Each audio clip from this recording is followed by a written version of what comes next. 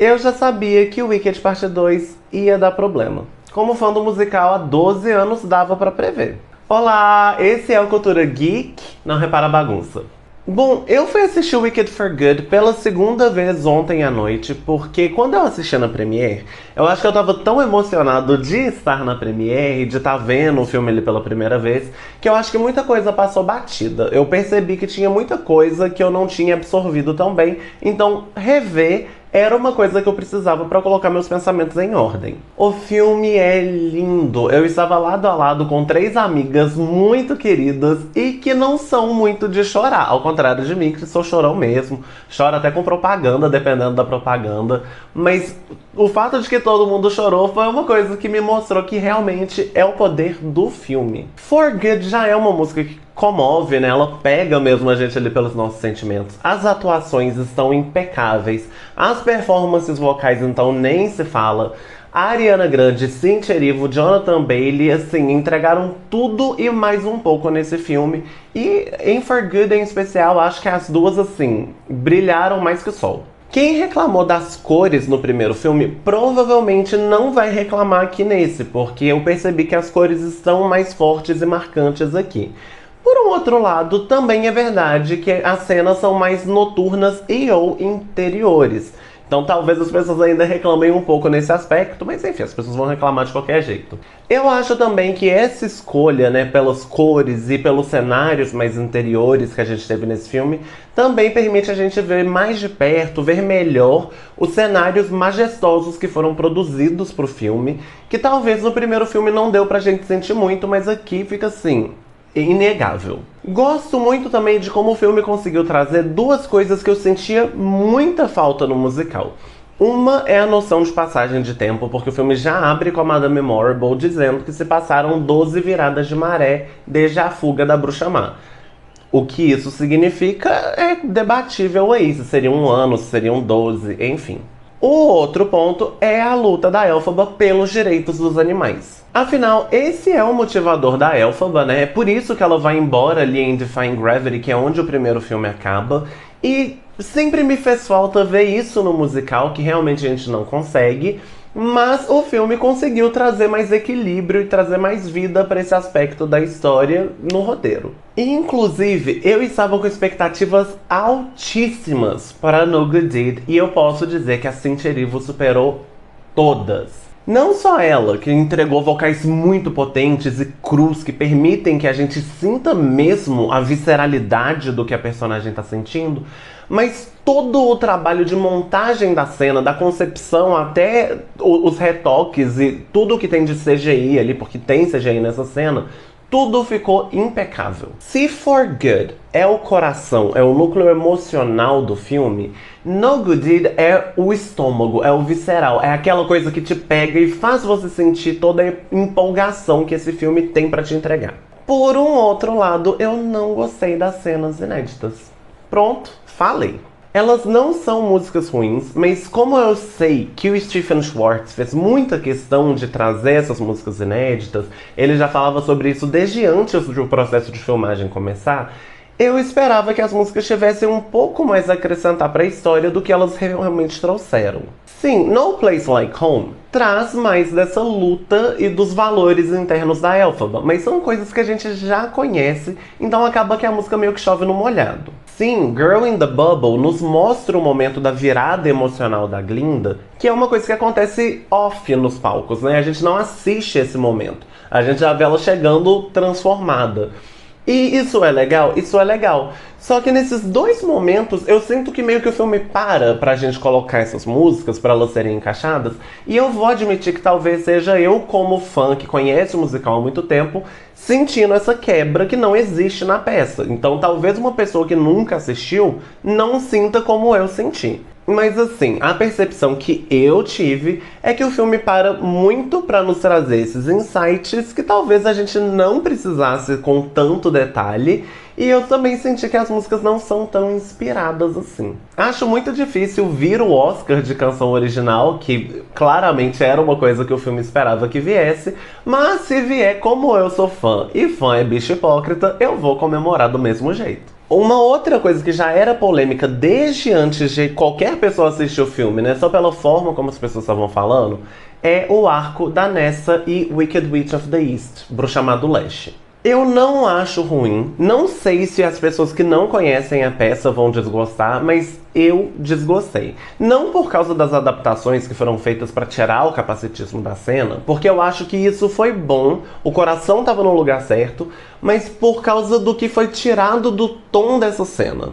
Não só o tom, um dos elementos visuais que eu acho mais interessantes dessa cena também foi perdido na forma como eles escolheram montar a cena ali. Não dá pra falar mais do que isso sem dar spoiler, e aí eu vou comentar isso melhor na parte com spoilers, mas eu acho que quem assistiu a peça vai sentir falta aqui da maneira como ela foi conduzida nos palcos.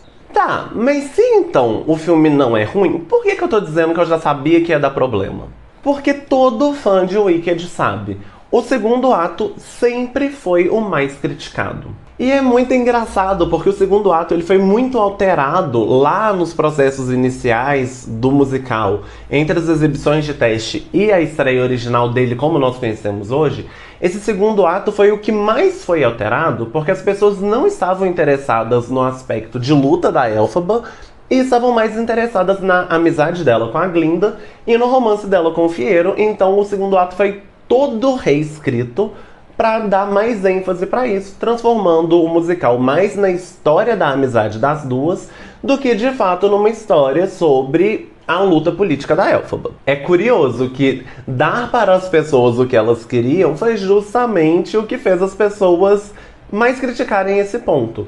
É o que eu sempre falo, né, gente? O fã quer fanservice até ele receber, depois ele reclama. Eu sou um ponto muito fora da curva, porque eu gostei do musical na primeira vez que eu assisti por causa do segundo ato, e não tinha gostado do primeiro, que eu acho muito juvenil. Eu me lembro de sentindo incômodos, por exemplo, com Popular, que hoje é a minha música de tomar banho. Mas na época, eu assisti e pensei, ai nossa, a cena da menina popular, agora ela vai refazer a imagem da outra e o filme vai... Eu achei que a história ia pra um lado, que não foi, né? Mas eu achei que ia pra aquele lado daquelas histórias de que, ai, tem a menina feia, mas aí a gente arruma ela e ela vai ficar bonita. Não foi, mas pra mim tinha muito dessa atmosfera ali. E quando a gente chega no segundo ato, que é mais intenso, mais sombrio, isso ressoa melhor comigo e foi o que de fato me puxou. Mas isso sou eu. A maior parte do público sempre reclamou que esse segundo ato é sombrio, que ele é muito corrido. E muito disso está presente aqui no filme e ia ser reclamado aqui também. Já faz 22 anos que isso faz as pessoas reclamarem. Eu acho que o filme tentou corrigir o problema do ritmo, que faz ele ser muito corrido no musical, mas ele estava preso pelo material original. Se ele pegasse para mexer demais na estrutura e resolver completamente esse problema, ele ia ter que cortar algumas coisas e alterar demais coisas que são canônicas pra gente e os fãs iam odiar, mas também se não mexe em nada, os novos espectadores iam odiar completamente. Eu sinto que o filme tentou achar um meio termo, eu acho que ele foi bem sucedido nisso, só que no que não foi possível agradar os dois lados, o filme jogou para os fãs. Ele priorizou agradar quem já é fã. Eu considero isso um acerto no primeiro filme, que eles também focaram 100% nos fãs, e a gente pode ver que as primeiras reações estavam um pouco incomodadas, ai, é muita música e não sei o quê, e eles não estavam nem aí, eles estavam tipo, bom, os fãs gostam é disso, então é isso que a gente vai fazer, e aqui seguiram a mesma lógica. Eu, como fã, acho que foi um acerto, mas eu acho também que agora, nesse ponto, em que mesmo quem já conhece o musical reclama um pouco do segundo ato, talvez não tenha sido o acerto que fosse fazer um filme bilionário, sabe? E vamos lembrar, boa parte dos críticos de cinema não conhece o segundo ato e não vai perceber esse esforço aí de correção, então pra eles fica a sensação de que foi corrido e talvez tenha sido mesmo. E essa foi a minha resenha sem spoilers.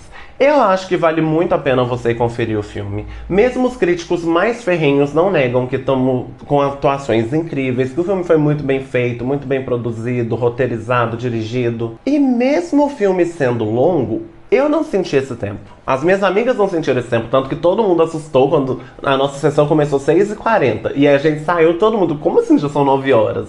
Então a gente não sentiu essa passagem de tempo. Pode ser também, claro, por ser uma sessão de pré-estreia, que foi super concorrida, então eu imagino que todo mundo que estava ali fosse fã também. Mas eu não vi um celular ser tirado ao longo do filme inteiro. Não teve um caso de pessoa indo olhar as horas ali, que é uma coisa que é super comum hoje em dia. Eu realmente não vi em nenhum momento. Acho que se você se divertiu com o primeiro filme, tem muita chance de você se emocionar com o segundo. Aproveita! Bom, agora a gente vai para a parte com spoilers do vídeo e agora eu vou comentar pontos específicos do filme. Se você não assistiu o musical e não quer tomar spoiler, ou se você assistiu o musical, mas também não quer tomar spoiler porque você quer se surpreender com o filme, eu recomendo parar por aqui, tá? Por favor, deixa um comentário. Eu vou pedir para as pessoas que vão assistir com spoiler avisarem que tem spoiler. Então, comenta aqui pra mim o que você acha. Você sabe, eu amo falar sobre o Wicked. Então o seu comentário é uma oportunidade de eu fazer justamente isso. Deixa um like também, me segue se você ainda não segue. Tô tentando crescer aqui com o perfil. Muito obrigado e até a próxima. Então, agora vamos lá, né? Momentos da verdade. Vamos falar primeiro sobre No Place Like Home, que é a música inédita da Elphaba. Eu realmente senti um pouco até de propaganda estadunidense nessa música. Acho que o fato do John M. Chu ser filho de imigrantes faz com que isso seja um assunto muito importante para ele. Acho que a música puxa muito pro lado de imigrantes, apesar de que os animais falantes, assim como a Elphaba, meio que representam todas as minorias.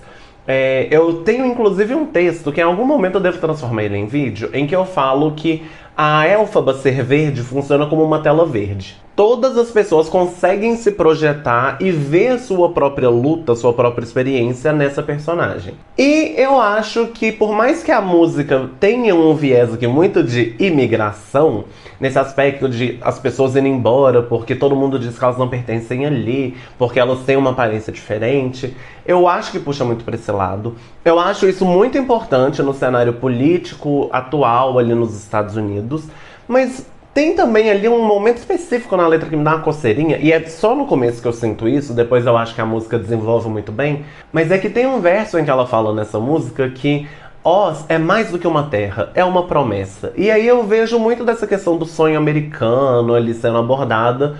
E, gente, eu juro, eu já consigo ver os cartazes de protesto, sabe? Os liberais indo protestar lá nos Estados Unidos, levando trechos com frases dessa música pra, né? A gente tendo isso, fica confirmado que essa propaganda vai pegar ali justamente onde era pra pegar.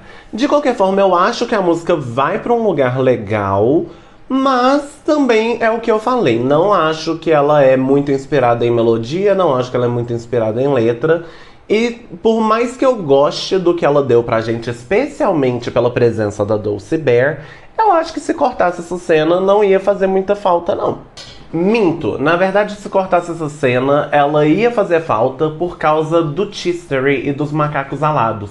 Eles chegam aqui, observam um pouco do que a Elphaba está dizendo nessa música, observam ela tentando convencer os animais a ficar e lutar contra a opressão, então tem isso de importante. Mas a música em si, A presença da Dulcie Bear, que é a babá da Elphaba ursa, né? É uma coisa que me comoveu muito desde a primeira assistida. Me comoveu de novo ontem e comoveu a Thaís, minha amiga, que foi quem me apresentou o Wicked. E então eu acho que realmente é uma coisa que pega muito certo aqui. A gente sabe que a Elphaba vem de um lar em que ela não teve muito afeto. Não temos certeza sobre como foi o curtíssimo período que ela teve com a mãe, mas o pai a gente sabe que não era afetuoso com ela. A Nessa a gente sabe que não era afetuosa com ela, mas a Dulcie Bear era. O simples fato de a gente ter a Elphaba recebendo esse abraço da Dulcie Bear ali foi uma coisa que já me quebrou um pouquinho, que eu pensei, que bom que a nossa menina pôde receber pelo menos um pouquinho de carinho aqui, né? Agora, uma polêmica. O arco de Wicked Witch of the East, né, ou Bruxa Má do Leste, eu acho que foi muito prejudicado, e não pelo esforço de tirar o capacitismo da cena.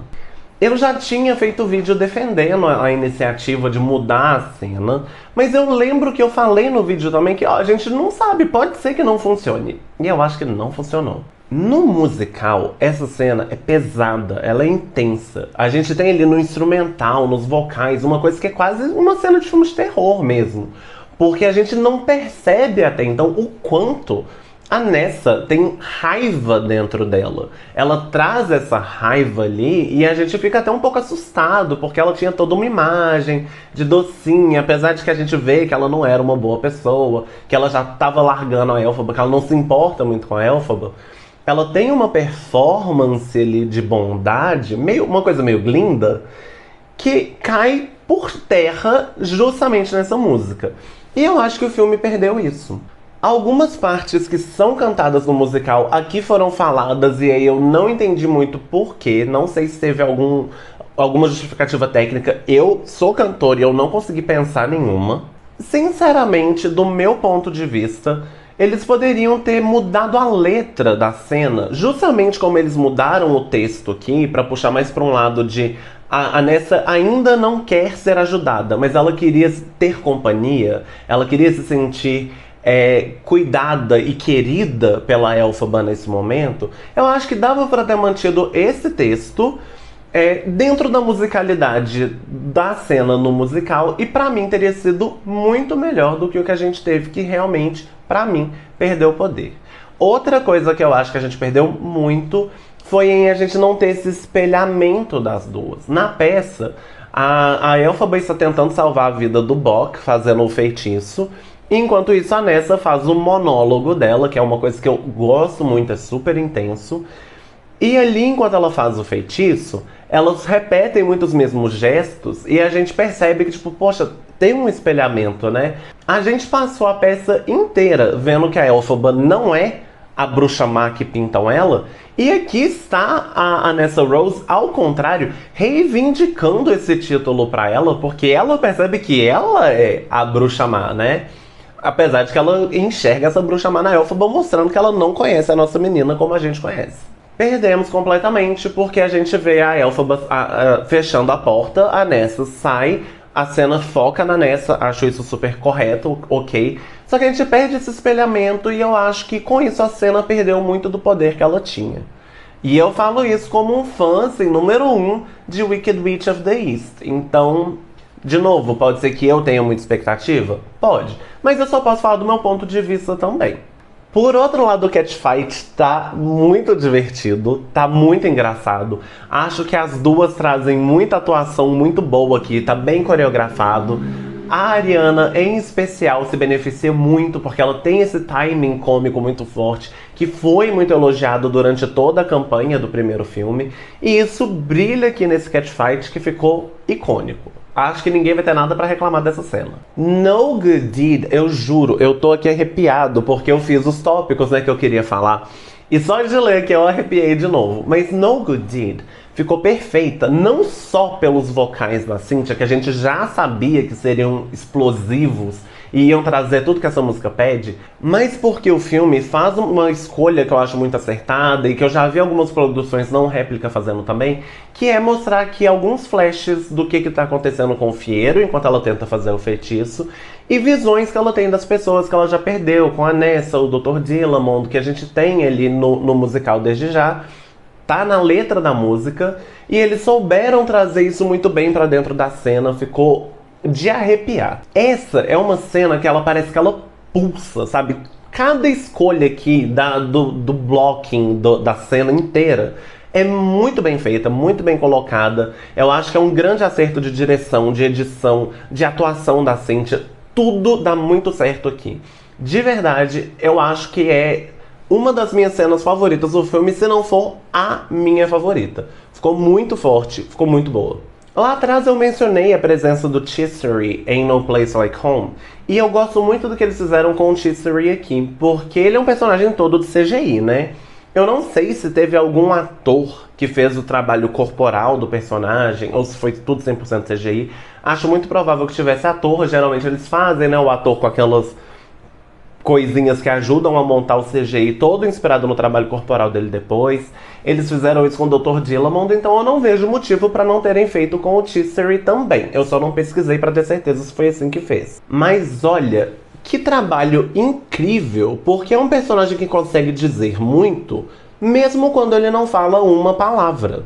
E, inclusive, isso foi uma coisa que eu comentei em algum dos vídeos, que eu queria ver qual que é o ponto de virada em que os macacos alados passam pro lado da Elphaba, porque a gente não vê isso muito bem no musical. Ela liberta eles e a gente meio que entende que, tipo assim, eles foram com ela porque eles foram libertados. O filme traz um aspecto aqui que eu, né, pelo meu posicionamento político, eu não consigo não ver como consciência de classe. Ele chega quando ela tá cantando No Place Like Home e tá conversando com os animais, e ele vê que ela está se propondo a lutar por todos os animais. Então, quando ela tá ali e ela assume, sim, é por minha causa que os macacos alados ganharam as asas deles. Eu vou ter que viver com isso, com esse erro que eu cometi. Quando ele vê ela admitindo que foi um erro, isso toca ele, tanto que ele não deixa os outros macacos capturarem ela.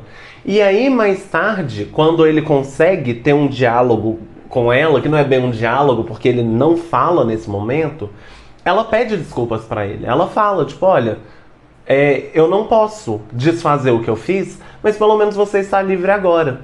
E aí ele vai embora com os outros macacos alados quando ela liberta eles, mas ele volta pra mostrar pra ela os outros animais que ainda estão enjaulados. Aqui, pra mim, fica muito claro que é um processo de tomada de consciência de classe, em que ele percebe que ela está lutando por todos os animais e ele também decide lutar por todos os animais como ele pode. Então ele mostra pra ela não cair na lábia do mágico, e ele mostra pra ela para que esses animais possam ser libertados, e a partir daí ele decide tomar o lado dela, agora que ele já não é mais obrigado a servir ao mágico. Inclusive, eu acho que justamente pela forma como ele diz tanto, sem falar nada, fica muito intenso o momento em que ele consegue falar com a Glinda. Eu acho que o musical faz um trabalho um pouco melhor de ressaltar essa parte, porque segundos antes a Elphaba fala pra ele, né, Tisser, você tem que tentar falar, se você não tentar você não vai conseguir.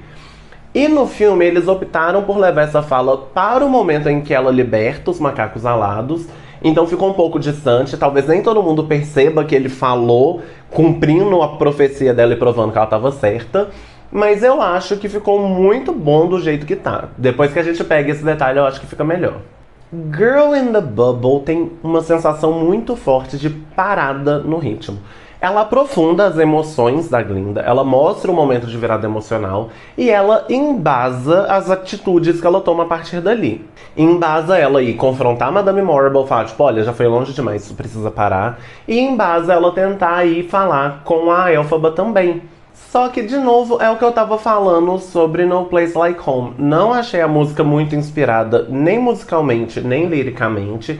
E aí, justamente porque ela rompe um pouco o fluxo da história que já estava em March of the Witch Hunters, aí pra gente ver esse insight emocional e depois volta pra March of the Witch Hunters, eu acho que isso aprofunda um pouco a sensação de problema de ritmo que as pessoas têm.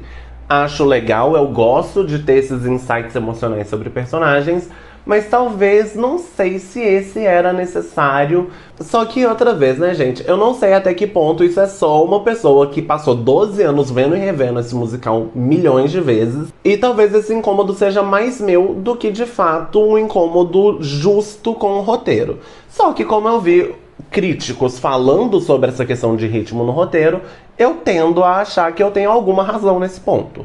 Por outro lado, March of the Witch Hunters, eu acho que eles tiveram uma sacada muito boa, porque primeiro, eu senti que o coro ficou mais forte. Eu preciso muito dela no Spotify para poder analisar se houve alguma mudança nas harmonias ou não. Mas uma coisa que eu sinto que deu muita força para essa música é que aqui a gente tem um take muito curto que mostra Fanny e Shen Shen olhando pro povo enquanto eles viram uma turba de linchamento e eles estão horrorizados. E eu acho que isso pega muito porque a gente sabe que eles não gostam da Elphaba.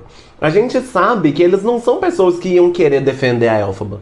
Só que eles ficam horrorizados porque eles têm justamente a sensação que a Glinda coloca em palavras. Isso aqui foi longe demais. Aliás, outro ponto que eu gostei muito aqui nessa cena é que fica muito nítido pra gente que a Madame Morrible controla o mágico. Isso não fica claro no musical, pelo contrário, eu acho que no musical fica muito nítido que ela tá trabalhando para o mágico, mas aqui mostra que é ela quem decide. O mágico não quer falar com a Dorothy, ela fala, não, a gente pode usar esse aqui. Ela dá ordens, é ela que tá fazendo as coisas todas ali, enquanto o mágico meio que só obedece, virou um capacho. E para um filme que tá falando sobre o poder de propaganda, faz muito sentido colocar a secretária de imprensa fazendo esse tipo de coisa. Vale lembrar também que entre os dois, que são os governantes ali, né, o mágico e ela, é ela quem tem o poder, é ela que tem a magia. Então o mágico precisa dela para manter a ilusão de que ele tem magia, é ela e a tecnologia dele, né? E ela precisa desse carisma, desse apelo que ele tem. Porque assim, eu odeio o mágico, mas ele tem carisma porque ele era um artista circense, ele é acostumado a lidar com o público, a chamar a atenção do público. E a Madame Morrible não tem isso. A gente vê que carisma não é o ponto forte da gata. For Good é devastadora, assim como ela é no musical. Só que eu acho que essa possibilidade do close, de a gente poder ver tão de perto as expressões faciais das atrizes, a performance vocal, né, que isso tem no musical, os closes nas mãos, nessa proximidade, nesse contato entre elas. Isso é uma coisa que fortaleceu demais o poder e o impacto emocional da música. E a gente ouve as pessoas soluçando ao redor da gente no cinema, porque tá todo mundo chorando nessa hora. Inclusive, como eu falei, as minhas amigas que não são de chorar como eu sou. Aliás, tem um ponto aqui que também não é nada confirmado, pelo menos no que eu vi até agora. Mas existe um momento ali, depois que as duas terminam de cantar essa música, e a Elphaba põe a Glinda escondida, onde ela tem que assistir o derretimento, em que a Elphaba olha nos olhos da Glinda e diz, eu te amo. E a minha fique é que eu acho que essa cena não estava no roteiro. Eu não sei explicar muito bem, mas existe uma quebra ali que parece que é um aprofundamento, na verdade. Tem uma mudança de atmosfera nessa cena que parece que se torna mais íntima ali. E tem um contato emocional, a expressão da Elphaba fica muito mais tenra. A Glinda parece genuinamente surpresa de ouvir essas palavras. Então, na minha teoria, não estava no roteiro e é uma coisa que a Cynthia trouxe ali pra cena. E tem uma camada a mais. Pra mim tem essa camada de que não é só a personagem falando com a personagem, é também a atriz falando com a atriz, declarando esse amor que a gente viu que elas sentem uma pela outra. E aí a Glinda responde, né, depois desse momento de surpresa, que tem um sorriso e tem um choro junto ali, que deixa a cena mais potente ainda. Pode ser que isso estava no roteiro e são só as duas atuando? Claro que pode. As duas são muito boas atrizes, né? Elas têm uma conexão muito forte com esse papel, então pode ser que é só realmente elas trazendo ali o talento das mames. Mas pra mim tem sim esse aspecto aí que eu acho, sempre vou achar que não estava combinado, foi uma coisa inesperada e espontânea ali. Agora, o final do filme parece que foi um pouco polêmico e eu vou dizer que eu não entendo por quê. Mas na Premiere, quando eu saí, eu tava ouvindo, né, passando pelas várias panelinhas enquanto eu tava indo tentar pegar o metrô. E eu ouvi vários comentários e eu ouvi de mais de uma panelinha as pessoas interpretando que o momento final, quando o Grimmery se abre, seria a Elphaba se comunicando com a Glinda para deixá-la saber que ela estava viva. Eu realmente não entendi assim. Revendo, não consegui entender como as pessoas entenderam dessa forma, especialmente porque isso vem segundos depois de a Elphaba dizer: a Glinda não pode saber que a gente estava vivo, ninguém pode saber. Como é que ela ia falar isso pro Fiyero e em seguida, sabe, ir lá se comunicar com a Glinda? Pra mim não faria muito sentido, não. O que eu entendo, como eu sempre entendi, é que nesse mundo de Oz, magia é uma coisa que é possível se aprender. Algumas pessoas nascem com uma facilidade natural, mas parece que todo mundo pode aprender. Me parece que a Elphaba acredita nisso porque ela fala pra Glinda, né? Quando ela entrega o Grimmery, ela diz, você vai ter que aprender por nós duas. Mas o que mais me pega aqui é por causa daquela cena cortada. Existe uma cena cortada do primeiro filme em que a Elphaba diz pra Glinda que ela tem dificuldade pra fazer magia porque ela nunca precisou de nada, então ela não sabe o que é querer algo. E por isso a magia é mais difícil pra ela. Quando a gente vê a Glinda aqui nesse momento, em que ela passa pela mesma torre em que Defying Gravity acontece, e que ela só visitou essa torre, pelo menos no que a gente viu, com a Elphaba, e agora ela visita sozinha, eu entendo que ela tá num momento em que ela precisa pela primeira vez. Ela precisa da Elphaba. E como a Elphaba não está ali, essa necessidade ensina pra Glinda o que é querer e faz com que ela acesse essa magia que ela tinha tanta dificuldade pra acessar antes. É uma pena que aquela cena foi cortada, porque eu realmente informei muito da minha interpretação dessa cena por ela, e eu acho que aqui ela fez falta, sabe? Ai, bicho, tô ansioso pra ter o DVD em mãos, sabe? Pra eu poder assistir todas as cenas cortadas e ver como isso muda minhas opiniões. Mas eu acho que aquela cena tinha que ter ficado no filme, sim. E essa é a minha resenha completa de Wicked for Good. Eu gostaria muito de falar sobre esse filme, comentar ele, então fique à vontade se você já assistiu pra poder comentar aqui comigo. Mesmo se você não assistiu, mas quis assistir o meu vídeo porque você tá de boas com spoilers, comente. Eu só vou pedir pra, por favor, avisar no começo, tipo, spoiler ou alerta de spoiler. E dar uns enters ali pro YouTube esconder, né, o comentário pra ele ficar curtinho, bonitinho. Só pra ninguém tomar spoiler vindo comentar, né? Vamos ser legal aí pra não estragar a experiência de ninguém. Mas comenta comigo. Eu amo falar sobre o Wicked, eu amo qualquer desculpa pra falar sobre o Wicked. E o seu comentário vai me possibilitar isso. Por hoje é só, até a próxima. Depois você volta mais.